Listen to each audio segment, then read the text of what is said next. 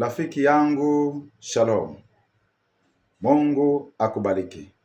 Tunamshukuru Mungu kwa wakati mwingine aliyotupa ili tuweze kujadili mambo mazuri au mafundisho mazuri kwa ajili ya ufalme na mustakabali wa maisha yetu. Leo Mungu kanipa kitu cha kujadili na wewe. Kuna watu katika maisha siku zote wanatamani kusikia habari zinazofurahisha mioyo yao na akili zao. Wanatamani wale marafiki siku zote huwa wanawasifia kwa lugha rahisi, lakini wanawachukia wale marafiki wanaowakosoa au kuambia ukweli ambao hawataki kuusikia. Kuna mfano mmoja kwenye Biblia katika kitabu cha Wafalme wa kwanza sura 22 kuanzia mstari wa kwanza mpaka 24. Kuna wafalme wawili wa Israeli, kaskazini na kusini, kwa maana ya Ahabu na Yehoshafati. Ahabu alipata wazo kwamba kuna ardhi ya kimkakati inabidi tuitwae, inaitwa Ramoth Gilead. Akamshawishi rafiki yake au mfalme wa Yuda kwamba inabidi tulitwae lile eneo.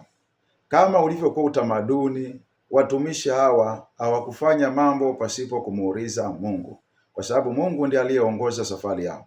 Mfalme Ahabu akawaita manabii 400. Manabii wale wote wakamtabiria habari za kumfurahisha kwamba utashinda ile vita na kuitwaa ile ardhi. Lakini Yehoshafati mfalme wa Yuda akamwambia, pia yuko nabii wa Mungu, mtu mkweli anaitwa Mikaya. Hebu tumuite Mikaya. Ahabu akasema, hapana, huyo Mikaya kila wakati nikimuita huwa ananibashiria vibaya. Maana yake huwa anakwenda kinyume na mawazo na matarajio yangu. Lakini baadaye akakubali, akasema basi muite. Walipomuita Mikaya, alichofanya ni kweli, akatabiri kwamba watashinda vita. Mwisho wa siku wakaamua kwenda kwenye ile vita. Sikiliza kilichotokea. Mfalme Ahabu alipigwa akauawa kwenye ile vita na hawakuweza kushinda. Nini ninachotaka kukwambia mtumishi wa Bwana?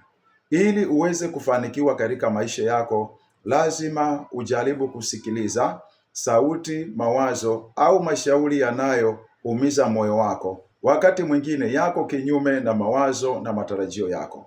Epuka sana watu ambao siku zote wanataka kukupa vitu ambavyo moyo wako na akili yako inafurahia. Na ndio marafiki wengi tulio nao katika maisha wanajaribu kututazama na kutushauri kadiri tunavyotamani ili watufurahishe. Kwa lugha rahisi siku hizi wanaitwa ni machawa. Lakini mtumishi wa Bwana, wewe unayetaka kufanikiwa, jaribu kusikiliza sauti ambazo hautamani kuzisikia. Kwa lugha nyingine, sauti zinazokukosoa ili uweze kufanikiwa. Mwaka 2026 na kushauri chukua hatua. Na hapo ndipo maisha yako yatakapobadilika. Hilo ndio limekuwa tatizo lako kubwa, na ukianza kufanya tathmini katika maisha yako, unagundua ulikuwa unaelekea kwenye shimo, huku rafiki wakikwambia uko sahihi. Unapofika sehemu ukaanguka, wanabaki nyuma. Na kushauri kuanzia leo ubadilike. Sikiliza sauti zinazokosoa. Neno la Mungu nasema, mtaijua kweli nayo kweli itawaweka huru. Siku zote kweli huwa ni chungu, inauma. Lakini ili ufanikiwe lazima uikubali. Kama wewe ni mgonjwa, lazima unywe dawa chungu ili uweze kupona. Ukitamani dawa tamu unazofurahia, mauti itakukuta. Mungu akubariki sana mtumishi wa Bwana.